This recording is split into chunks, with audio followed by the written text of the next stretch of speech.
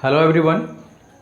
Today we will learn about the term Galileo observation, Newton's first law of motion, inertia and types of inertia as well as their application in our daily life. तो student let's start with the term Galileo observation. सबसे पहले 17th century में वो आपको Galileo ने एक experiment किया, ठीक है, और उससे जो है उसने मोशन के ऊपर बहुत सारे ऑब्जर्वेशन को जो है वो कंक्लूड करते हैं, जानते हैं, ठीक है, जिस पर में फर्दर जो है वो नेक्स्ट पर्सन जो है वो उस आइडिया को गेन करते हैं और डिफरेंट टाइप्स ऑफ लॉ जो है वो हम लोगों को देते हैं, जो हमारे लिए बहुत ही ज़्यादा फ़ायदेमंद रहा, खासकर फिजिक्स के लिए. तो गैलीलियो का ऑब्जर्वेशन क्या था? जनरल लाइफ में हम लोग देखते होंगे कि अगर दो प्लेन जो हैं वो आपको सेम एंगल पे भी इंक्लाइंडेड अगर हों, ठीक है ना, तो वो क्या होंगे कि अगर हम किसी हैवियर मास को या किसी मान लें कि कोई मार्बल बॉल ही है, तो यहाँ जब हम इसे ड्रॉप करते हैं तो ड्रॉप करते समय इसके स्पीड जो होते हैं वो जनरली क्या होते हैं, इंक्रीज करते हैं ड्यू टू ग्रेविटेशनल पुल और ग्रेविटेशनल फोर्स. लेकिन जब ये क्लाइंब अप करेंगे, ऊपर की ओर मूव करेंगे, तो ऐसे केस में इसके जो स्पीड होते हैं वो आपको धीरे धीरे डिक्रीज करते हैं और फर्दर जो है वो एक हाइट गेन करने के बाद अगेन कम्स डाउन हो जाएंगे, यानी कि वो फिर से रोल डाउन होंगे, बैक आ जाएंगे. तो अगर हम गौर करें कि अगर ये दोनों के दोनों इंक्लाइंड प्लेन एक ही एंगल के हैं, एक ही एंगल पे हैं, और वो हमने एक मैग्नीट्यूड ले लिया कि ये दोनों थीटा डिग्री पे हैं, ठीक है, तो क्या ये रियल लाइफ में पॉसिबल है कि बॉडी जो है जिस हाइट से रोल डाउन हुआ उसी हाइट को जो है वो गेन करेगा? तो अगर हम लोग इस तरह के एक्सपेरिमेंट को करते भी हैं तो हम लोग पाते हैं कि ऐसा पॉसिबल नहीं है. तो ऐसा क्यों पॉसिबल नहीं है, इसी के बारे में उन्होंने क्या किया, कंक्लूड किया. उन्होंने क्या किया कि मार्बल बॉल को जो है एक इंक्लाइंड प्लेन पे रोल डाउन किया और ये जब नीचे की ओर मूव करता है तो इसका स्पीड जो होता है वो या वेलोसिटी जो है वो इंक्रीज करते जाता है. फर्दर फिर जब वो दूसरे सेम एंगल है ना कि जो इंक्लाइंड प्लेन है उस पर रोल अप करता है, ऊपर की ओर मूव करता है, तो ये पर्टिकुलर जो है यहाँ सेम हाइट गेन कर रहा है. लेकिन साथ ही साथ इन्होंने एक और भी आइडिया दिया कि हमारे जो सरफेस होते हैं, इस इंक्लाइंड प्लेन के जो सरफेस होते हैं, ठीक है ना, वो डिफरेंट होते हैं. दोनों में फ्रिक्शन बहुत ही ज़्यादा होता है और फ्रिक्शन जो है वो इस मोशन को क्या करता है, अपोज करता है. तो जब ये बॉडी मूव कर रहा होता है ड्यू टू ग्रेविटेशनल पुल, तो यहाँ तो इसका स्पीड इंक्रीज करता है, लेकिन क्लिम्ब अप होने पर में या रोल अप होने पर में क्या होता है कि इसका स्पीड धीरे धीरे डिक्रीज करने लगता है. एक तो फ्रिक्शनल फोर्स और दूसरा अगेंस्ट द ग्रेविटी जब मूवमेंट होती है, ठीक है. तो ऐसे केस में जो है ये सेम हाइट को एक्वायर नहीं कर पाएगा, ठीक है. तो इस केस के लिए हम लोग क्या करते हैं कि फ्रिक्शन है ना, फ्रिक्शन को कम करने के लिए हम क्या करते हैं कि सरफेस को जो है स्मूथ कर देते हैं. दोनों सरफेस को क्या करते हैं, स्मूथ कर देते हैं. मार्बल को जो है वो भी स्मूथ कर लेते हैं. साथ ही साथ हम लोग जो है इन सब जगहों पर या इस सरफेस पे जो है एक लुब्रिकेंट यूज़ कर लेते हैं जो कि फ्रिक्शन को लगभग ख़त्म कर दे. अगर पॉसिबल हो तो हम एक ऐसा सरफेस बनाएं जो बिल्कुल ही फ्रिक्शन लेस हो. ऐसा फिलहाल संभव नहीं है, लेकिन हाँ फ्रिक्शन को हम लोग मिनिमाइज कर सकते हैं. और जब इस तरह हम कर लेते हैं सरफेस को, तो देखते हैं कि बॉल जिस हिसाब से रोल डाउन हुआ या जिस हाइट से, उसी को वो लगभग अप्रॉक्सीमेटली है ना, थोड़ा बहुत ज़रूर कमी अभी भी रह जाएगी, लेकिन वो मैक्सिमम हाइट को गेन करता है. फर्दर जब हम क्या करते हैं कि एंगल को डिक्रीज कर लेते हैं, ठीक है, तो वो अगेन जब वापस हम इस जगह से इसे ड्रॉप करते हैं तो ये अगेन मूव करता है और उस हाइट को रीगेन कर लेता है, उस हाइट को क्या करता है, अप्रॉक्सीमेटली रीगेन कर लेता है। लेकिन इन दो केसेस में क्या होते हैं कि यहाँ का जो डिस्टेंस S1 है और यहाँ जो डिस्टेंस S2 है, ये दोनों क्या है, डिफर करते हैं, यानी एंगल कम है तो यहाँ डिस्टेंस जो है बॉडी ज़्यादा कवर करता है with the respect of S1, यहाँ इंक्लाइनेशन ज़्यादा है, ठीक है, उसके रिस्पेक्ट में। अब अगर हम इस सरफेस को क्या करें कि हॉरिजॉन्टली कंप्लीटली किसमें, हॉरिजॉन्टली कन्वर्ट कर लें, तो ऐसे केस में क्या देखा गया कि बॉडी जो है वो यूनिफॉर्मली मूव करते हुए वापस कंटिन्यूअसली ये मूव करता चला जाता है, ठीक है। लेकिन बहुत ज़्यादा डिस्टेंस, यानी कि वो डिस्टेंस S3 हम अगर मान लेते हैं, है ना, तो S3 कवर करने के बावजूद भी वो क्या होता है कि वो अपने हाइट को गेन करने के लिए, है ना, उसी हाइट को रीगेन करने के लिए वो क्या करता है, कंटिन्यूअसली मूव करता चला जाता है। लेकिन फ्रिक्शनल फोर्स जो है वो अभी भी खत्म नहीं हुआ है, कुछ देर के बाद ये बॉल जो है, मार्बल बॉल जो है वो क्या हो जाएगा, रुक जाएगा। यानी आपने सरफेस को सिर्फ क्या किया, फ्रिक्शन लेस करने की कोशिश की या उसको मिनिमाइज करने की कोशिश की। ऐसे केस में बॉडी उसी पोजीशन को गेन करने के लिए, उसी हाइट को एक्वायर करने के लिए वो क्या होता है, हर एक एंगल पे या जिस तरह से इंक्लाइनेशन उसका कम होता चला जाता है, वो उस हिसाब से क्या होता है, डिस्टेंस ज़्यादा एक्वायर करता है। अगर हमने ऐसा पॉसिबल अगर हमसे हो सका कि हमने एक ऐसा सरफेस बनाया जो बिल्कुल ही क्या हो, फ्रिक्शन लेस हो, तो इस ऑब्जर्वेशन के थ्रू हमें ये पता लगता है कि बॉडी जो है वो कंटिन्यूअसली क्या करते जाएंगे, मूव करते जाएंगे। और ये पॉसिबल कब होगा, जब उस पर कोई अनबैलेंस फोर्स अप्लाइड नहीं होगा, ठीक है।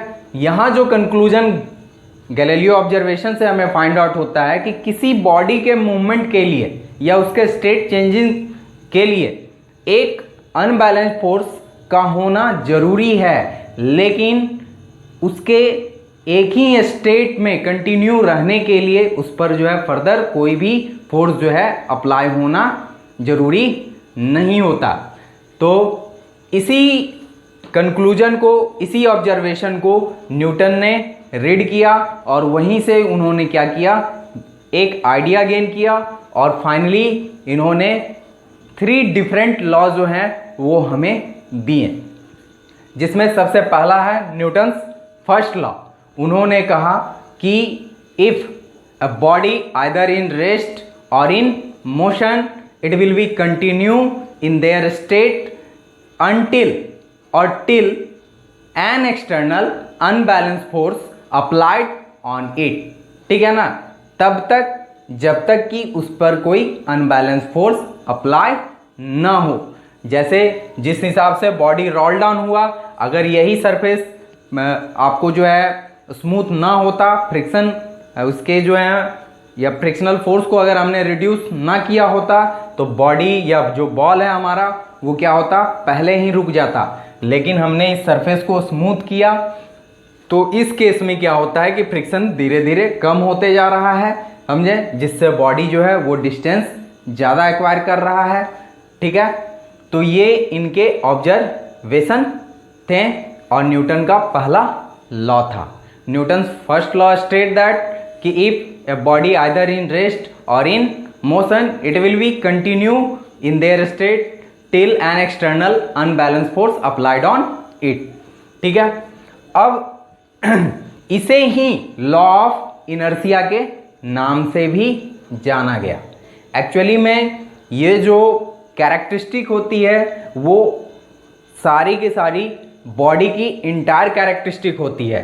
यानी इनर्शिया क्या है, तो इनर्शिया इज इंटरनल कैरेक्टरिस्टिक और entire characteristic of a particle by which it oppose the या it oppose to change the state of motion, rest और डायरेक्शन। कि ये जो है आपको अगर बॉडी रेस्ट में है या फिर बॉडी मोशन में है या फिर बॉडी किसी पर्टिकुलर डायरेक्शन में है, तो वो तब तक जो है इन तीनों चीज़ों को तब तक नहीं चेंज करने वाला जब तक कि कोई एक्सटर्नल अनबैलेंस फोर्स इस पर अप्लाई ना हो। और ये हर एक बॉडी का इंटायर कैरेक्टरिस्टिक होता है। तो स्टूडेंट, ये इनर्शिया डिपेंड किन चीज़ों पे करता है? तो इनर्शिया डिपेंड करता है मास ऑफ द बॉडी पे। इनर्शिया किन पे डिपेंड करता है? तो इनर्शिया डिपेंड करेगा किस पे? मास ऑफ द बॉडी पे। अब आप मान लो कि एक जो है हमारा वॉलीबॉल है ना, और एक जो है यहाँ पर वो वॉलीबॉल के ही शेप में या फुटबॉल के ही शेप में, दोनों, एक फुटबॉल और दूसरा जो है वो फुटबॉल के ही शेप में आपको क्या है? स्टोन है। ठीक है। अगर हम लोग क्या करते हैं कि फुटबॉल को किक करते हैं तो ये अपने पोजीशन से को क्या करता है? चेंज करता है और एक लॉन्ग डिस्टेंस कवर करता है। लेकिन अगर हम इस स्टोन पे किक करते हैं, फोर्स अप्लाई करते हैं, तो शायद ये डिस्टेंस कवर करे ना करे, हम जरूर हॉस्पिटल में होंगे। ठीक है। तो कि inertia depend upon the mass, her body में है ना कुछ ना कुछ मास होंगे। ठीक है। और जितना ज़्यादा मास होगा बॉडी में इनर्शिया उतना ही ज़्यादा होगा। अगर हम मान लो कि कहीं किसी पहाड़ी से एक छोटा सा कंकर आ रहा हो या पत्थर आ रहा हो तो शायद हम उसे फोर्स अप्लाई करने के बाद रोक भी लें, लेकिन अगर बड़ा सा कोई चट्टान क्या हो, वो आपको रोल डाउन हो रहा हो, तो ऐसे केस में हम कभी भी जो है शहीद होने के लिए नहीं जाएंगे, क्योंकि उसे रोकने के चक्कर में शायद हम रुक जाएं। ठीक है। यानी आप जब कभी भी किसी बॉडी को मैंने देख रहे हैं तो अगर बॉडी में क्या है कि मास ज़्यादा है तो उसमें ये रेसिस्ट करने की जो प्रॉपर्टी है ना, इनर्ट करने की जो प्रॉपर्टी है वो उतना ही ज़्यादा है। तो inertia is directly proportional to, inertia is directly proportional to the mass of the body. कि इनर्शिया जो होता है वो आपको मास ऑफ द बॉडी के क्या होता है? Directly proportional. ठीक है। अब हमें पढ़ना है टाइप्स ऑफ इनर्शिया और देयर एप्लीकेशन। तो अभी हमने जो इनर्शिया का डेफिनेशन दिया कि it is inertness of a body by which it doesn't change to या it doesn't want to change the state, है ना, and the direction of the body until an external unbalance force applied on it. ठीक है। कि ये हर एक body का अपना एक इंटायर कैरेक्टरिस्टिक होता है जिसके कारण से वो नहीं चाहता है कि वो अपना स्टेट चेंज करे या अपना डायरेक्शन चेंज करे। तो यहाँ इनर्शिया के 3 टाइप हो जाएंगे, है ना, क्योंकि एक तो स्टेट और दूसरा हमारा हो गया डायरेक्शन। अब इस स्टेट के अंतर्गत ही हमारे कितने हो जाते हैं? 2, या तो बॉडी रेस्ट में हो या फिर क्या हो? बॉडी मोशन में हो। और एक जो हमारा था वो था क्या? डायरेक्शन। अब अगर बॉडी इनर्शिया इन रेस्ट अगर हम जाने, इनर्शिया इन रेस्ट कि if a body at rest, है ना, if a body is rest at rest it will be continue, है ना, कि ये जो है लगातार रेस्ट में ही रहना चाहेगा तब तक जब तक कि कोई अनबैलेंस फोर्स इस पे अप्लाई ना हो जाए। अब इसका जो है हमारे डेली लाइफ में एप्लीकेशन कहाँ है? तो जैसे हम लोग देखते होंगे कि किसी ग्लास में, है ना, किसी ग्लास के ऊपर अगर हम मान लो कि क्या रख देते हैं, एक इन्वेलप रख लो या एक कार्ड रख लो और कार्ड के ऊपर जो है कॉइन रख लो, और जैसे ही हम कार्ड को क्या करते हैं, जर्क के साथ या स्पीडली क्या करते हैं, खींचते हैं, तो ऐसे केस में जो है वो कार्ड तो मूव कर जाता है लेकिन कॉइन जो है वो ग्लास के अंदर क्या होता है? फॉल डाउन हो जाता है, गिर जाता है। ठीक है। तो ये रीजन क्यों? तो एक्चुअली में कार्ड के ऊपर जो कॉइन रखा हुआ था वो आपको रेस्ट में था, फोर्स अप्लाई हुआ कार्ड के ऊपर, और जब कार्ड के ऊपर फोर्स अप्लाई होता है तो कार्ड जो है अपना स्टेट चेंज कर लेता है, लेकिन वो कॉइन जो है वो इनर्शिया इन रेस्ट में होने के कारण कंटिन्यूसली किस में रहना चाहता है? रेस्ट में ही रहना चाहता है, और यही वो वजह होता है कि वो फॉल डाउन कर जाता है। इसके अलावा हम लोग अगर एक्टिविटी देखें तो कैरम बोर्ड, जब हम लोग स्ट्राइकर से कैरम के गोटी को, है ना, हम जब स्ट्राइक करते हैं तो नीचे वाले गोटी सब जो हैं, है ना, वो आपको क्या होते हैं, अपने पोजीशन से डिस्प्लेस हो जाते हैं, हट जाते हैं, लेकिन बाकी का जो है वो डायरेक्ट वहीं आकर के रह जाता है। फॉल डाउन तो होता है लेकिन वो अपना पोजीशन चेंज नहीं करता। इसी तरह से ब्लैंकेट को जब हम किसी स्टिक से बीट करते हैं, है ना, तो ब्लैंकेट के अंदर जो डस्ट पार्टिकल्स होते हैं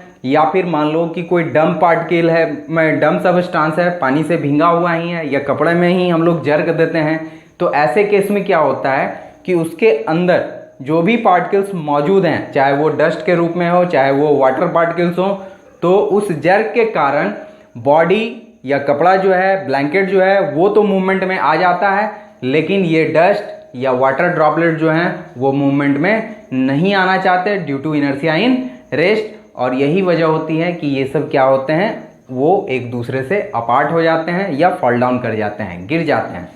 तो ये सब कुछ एप्लीकेशन थे जो हमारे डेली लाइफ में होते हैं, जिस पे हम शायद गौर नहीं करते हैं। साथ ही साथ एक केस आपने और भी स्टडी किया होगा कि जब कभी हम बाइक पे बैठे होते हैं या बस में बैठे हैं, कार में बैठे हैं, अचानक से जब गाड़ी स्टार्ट होती है, तो ऐसे केस में क्या होता है कि हम जब बैठे हुए होते हैं तो हमारा हाफ ऑफ द पोर्शन जो है वो उसके कांटेक्ट में होता है, और जब बॉडी मूव करता है या कार मूव कर रहा है तो वो पोर्शन उसके साथ तो मूव कर जाता है, लेकिन बाकी का जो अदर हाफ पार्ट होता है वो इनर्शिया इन रेस्ट के कारण, कि वो पहले भी रेस्ट में था और अब भी क्या चाह रहा है, रेस्ट में ही रहना चाह रहा है, इसलिए हम लोगों का मूवमेंट क्या होता है, बैकवर्ड होता है, हम लोग पीछे की ओर क्या होते हैं, मूव कर जाते हैं। ठीक है, तो ये था हमारा इनर्शिया इन रेस्ट और देयर एप्लीकेशन। इसके अलावा अगर आप गौर करते हैं इनर्शिया इन मोशन, तो मोशन में क्या है कि if a body continue in if a body is in motion then it will be continue in its state until an external unbalanced force applied on it। ठीक है, कि यहाँ अगर कोई बॉडी मोशन में है तो वो कंटिन्यू उसी स्टेट में रहना चाहेगा जब तक कि कोई अनबैलेंस फोर्स अप्लाई ना हो।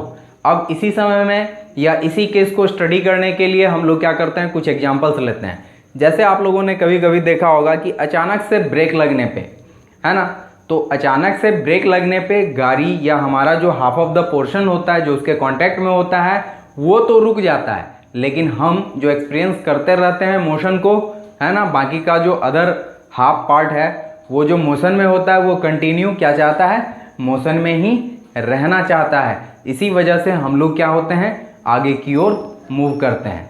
ठीक है, या इसी केस में जब कभी भी हम लोग बस वगैरह से, जो रनिंग बस है जो कि मूव कर रहा है, और ऐसे केस में हम अगर उतरने की कोशिश करते हैं तो लोग हमें एडवाइस देते हैं कि आगे की ओर दौड़ो या रन करो।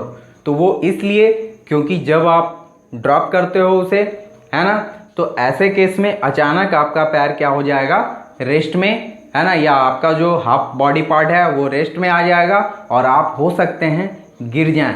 इसलिए रन करते रहेंगे या दौड़ते रहेंगे उसके साथ, तो उस केस में क्या होता है कि आप उस स्पीड को ही कंटिन्यूसली मेंटेन करेंगे और आपका होल बॉडी पार्ट जो है वो भी मोशन में ही रह जाएगा। अदरवाइज अगर हम डायरेक्ट उससे ड्रॉप आउट करें और रुक जाएं तो ऐसे केस में क्या होते हैं, हम लोग इंजर्ड हो जाते हैं। ठीक है, हमें चोट लग जाती है। अब यहाँ देखते होंगे कि एक टर्म और है इनर्शिया इन डायरेक्शन, कि if a body in a particular direction, कि कोई एक बॉडी जो है वो पर्टिकुलर डायरेक्शन में मूव कर रहा है। ठीक है, तो वो कभी भी अपना डायरेक्शन जो है वो चेंज करना नहीं चाहेगा। अब जैसे अगर मान लो कि एक फुटबॉल जो है वो आपको फुटबॉल ग्राउंड में मूव कर रहा है बाय अप्लाइंग ए फोर्स, और वो एक पर्टिकुलर डायरेक्शन में क्या होता है, मूव करते रहता है। ऐसे केस में जब तक कोई दूसरा उसे किक न करे तब तक वो उस डायरेक्शन को चेंज नहीं करेगा। अदरवाइज, है ना, इसके अलावा भी हम लोग जो है बहुत सारे एक्सपेरिमेंट, कि जब कभी भी टर्न वगैरह आता है तो टर्न के केस में क्या होता है कि बॉडी जो है वो एक पर्टिकुलर डायरेक्शन में, या बाइक वगैरह जो है वो एक पर्टिकुलर डायरेक्शन में टर्न हो जाता है, लेकिन हमारा whole body part just opposite to that direction, है ना, कि उस डायरेक्शन के ठीक अपोजिट क्या होता है, बॉडी मूव करता है। ठीक है ना, लेकिन एक्चुअली में ऐसा होता नहीं है, हम उसी डायरेक्शन में होते हैं क्योंकि हमने टर्न किया है। ठीक है, तो हम जिस पर्टिकुलर एक डायरेक्शन में हैं हम उसी डायरेक्शन में रहना चाहते हैं, लेकिन और ये तब तक होगा जब तक कोई अनबैलेंस फोर्स अप्लाई ना हो जाए। तो ये सब कुछ एग्जाम्पल्स थे, कुछ आपको एप्लीकेशंस थे, और जो डिपेंड करते हैं इनर्शिया पे, जो किस पे डिपेंड करते हैं, इनर्शिया पे। तो स्टूडेंट आज के लिए इतना ही। जय हिंद, जय भारत।